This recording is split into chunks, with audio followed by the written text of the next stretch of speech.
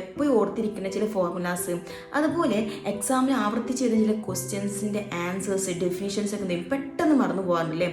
എന്നാൽ flash card use ചെയ്താണ് പഠിക്കുന്നുണ്ടെങ്കിൽ ഇനി മറന്നു പോകാനുള്ള ചാൻസ് വളരെ കുറവാണ്. അപ്പോൾ എങ്ങനെ ഫ്ലാഷ് കാർഡ് ഉണ്ടാക്കുന്നതല്ലേ? ഒരു പേപ്പർ എടുക്കുക, അതിന് നേരെ പകുതിയാക്കി എന്ത് ചെയ്യാം, കട്ട് ചെയ്യാം.